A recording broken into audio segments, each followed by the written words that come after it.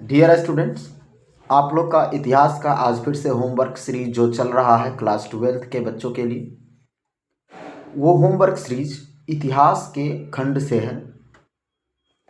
जो भी बच्चे इस बार बिहार बोर्ड के 2026 में एग्ज़ाम देने वाले हैं, फरवरी से एग्ज़ाम उन लोगों का चालू है, तो ऐसे में होमवर्क सीरीज करना बहुत ज़्यादा ही ज़रूरी होता है ताकि आप लोग का मार्क्स ऊपर जा सके। जितना होमवर्क सीरीज आप लोग कंप्लीट कीजिएगा, इसमें खास तौर पर हम ऑब्जेक्टिव के इम्पोर्टेंट क्वेश्चंस जो होते हैं वो बोल देते हैं, आंसर आपको खुद तैयार करके क्लास में दिखाना होता है। अगर ये काम अपने एग्ज़ाम 2 फरवरी से पहले तक कर लिया तो समझिए जो ये बहुत ज़्यादा आपको एग्ज़ामिनेशन हॉल में फ़ायदा देगा, बहुत ज़्यादा ही मार्क्स आपका ऊपर जाएगा। क्योंकि इससे जब आप क्वेश्चन बनाते हैं तो आप उस क्वेश्चन को खोजते हैं, और जब क्वेश्चन को खोजते हैं तो केवल ऐसा नहीं होता कि केवल एक ही क्वेश्चन को खोज पाते हैं आप, उसके साथ साथ बहुत सारे क्वेश्चंस भी आपको ऐसे ही याद हो जाते हैं। तो इसीलिए आपको बहुत ज़्यादा ज़रूरी है कि ऑब्जेक्टिव क्वेश्चन बना करके ऑब्जेक्टिव क्वेश्चन चेक करवाना और उसको याद करना है। ये विषय नंबर 3 है, भाग 1, इतिहास के भाग 1 में चैप्टर नंबर 3, बंधुत्व, जाति तथा वर्ग, आरंभिक समाज 600 ईसा पूर्व से 600 ईस्वी तक की जो कथा कही गई है, जो चैप्टर कहा गया है, उसमें आप लोग क्वेश्चन को सॉल्व करके लाएंगे। कथा हम इसलिए बोले तो चूँकि इसमें पूरी तरह से महाभारत की चर्चा की गई है। तो सबसे पहले हम लिखेंगे पहला क्वेश्चन। यहाँ से अब हम क्वेश्चन बोलना आरंभ करते हैं और आप लोग एक एक क्वेश्चन नोट करते चलिएगा। पहला क्वेश्चन है, महाभारत किनके द्वारा रचा गया था? महाभारत किनके द्वारा रचा गया था? दूसरा क्वेश्चन लिखिएगा। दूसरा क्वेश्चन लिखिएगा, वह वंश परंपरा जो पिता के पुत्र फिर उसके पुत्र पर आधारित हो। वह वंश परंपरा जो पिता के पुत्र और फिर उसके पुत्र पर आधारित हो।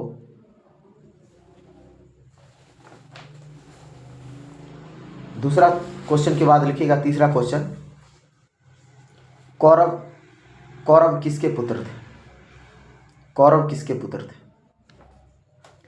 पांडव किसके पुत्र थे? पांडव किसके पुत्र थे? उसके बाद लिखिएगा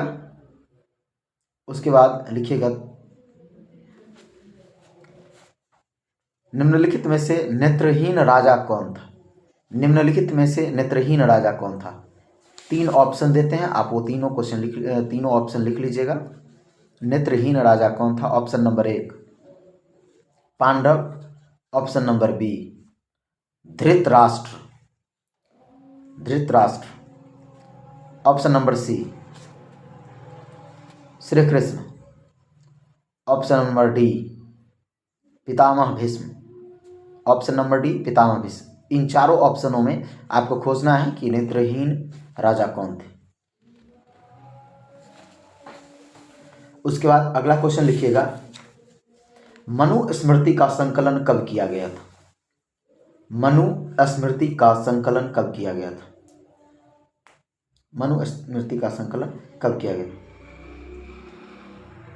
ब्राह्मणीय पद्धति कितने ईसा पूर्व प्रचलन में आया था? ब्राह्मणीय पद्धति कितने ईसा पूर्व प्रचलन में आया था? मनुस्मृति में कन्यादान किनके द्वारा किया जाना होता है? मनुस्मृति में कन्यादान किनके द्वारा किया जाना होता है? मनुस्मृति में कन्यादान किनके द्वारा किया जाना होता है?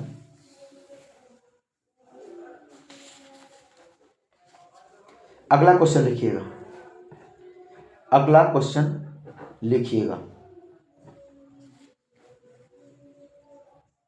द्रौपदी किसकी पत्नी थी? ऑप्शन रहेगा पांडव, कौरव, पांडव, कौरव, पितामह भीष्म और एक ऑप्शन धृतराष्ट्र। पांडव, कौरव, पितामह भीष्म, धृतराष्ट्र। अगला क्वेश्चन लिखिएगा, अगला क्वेश्चन लिखिएगा,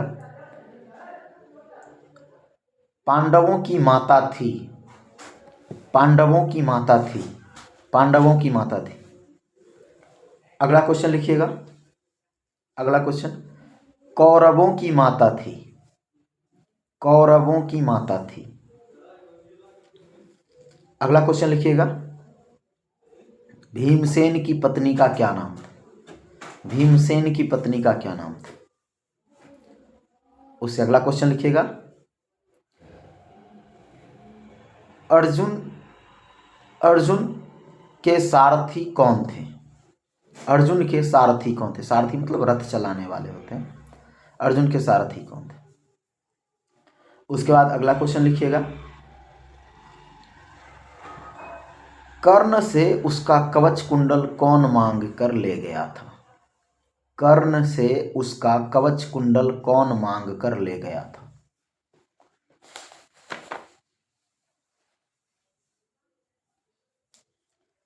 पांडव एवं कौरव के गुरु का क्या नाम था, पांडव एवं कौरव के गुरु का नाम क्या था, पांडव एवं कौरव के गुरु का नाम क्या था।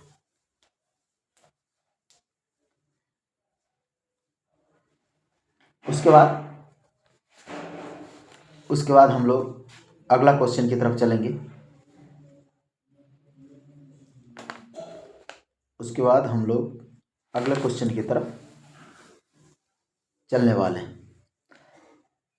निम्नलिखित में से किसे 12 वर्षों का वनवास मिला था, निम्नलिखित में से किसे 12 वर्षों का वनवास मिला था।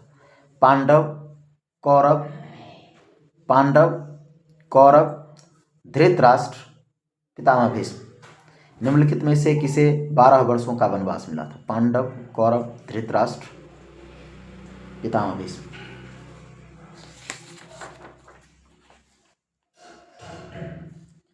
आगे लिखिएगा, धर्मराज, धर्मराज किसे कहा गया, धर्मराज किसे कहा गया, धर्मराज किसे कहा गया,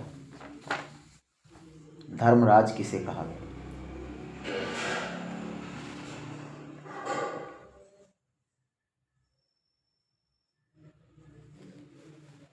उसके बाद अगला क्वेश्चन लिखिएगा,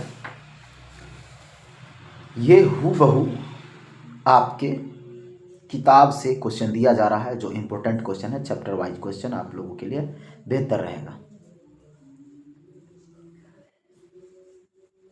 अगला क्वेश्चन लिखिएगा,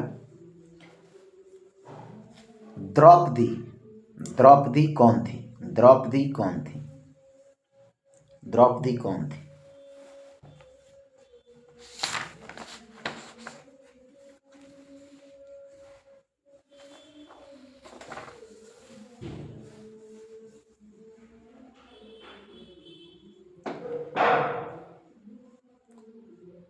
अगला क्वेश्चन लिखिएगा, वर्ण कितने प्रकार के होते हैं।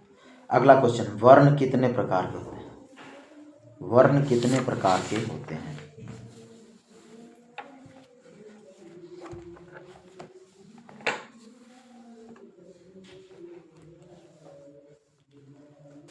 अगला क्वेश्चन लिखिएगा, महाभारत का युद्ध कितने दिनों तक चला था, महाभारत का युद्ध कितने दिनों तक चला था,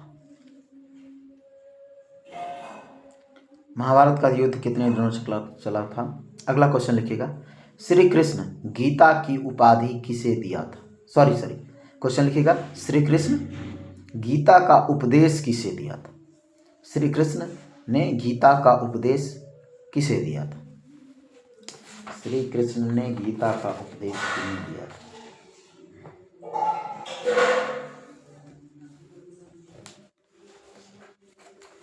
श्री कृष्ण ने गीता का उपदेश किन्हें दिया था।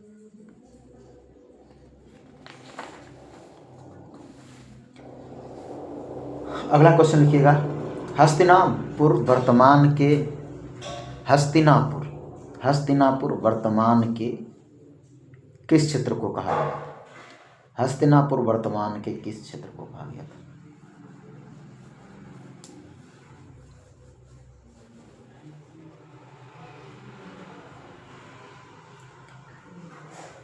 पंचाल नरेश द्रुपद कौन थे? पंचाल नरेश द्रुपद कौन थे? पंचाल नरेश द्रुपद कौन थे?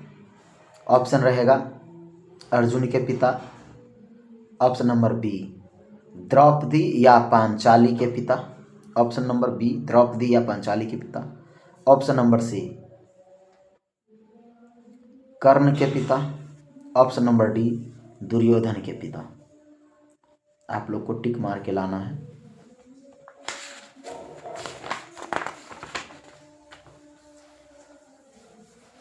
उसके बाद लिखिएगा अष्टाध्यायी किसकी रचना है?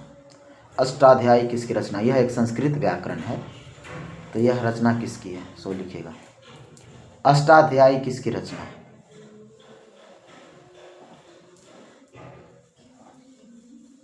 आगे लिखिएगा पुराणों का संकलन संस्कृत में कब से किया गया?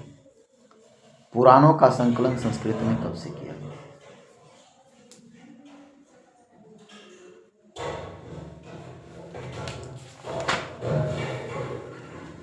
और ये तीसरा चैप्टर का जो भी क्वेश्चंस बनने वाले होते हैं एग्जामिनेशन में वो हो गया ख़त्म।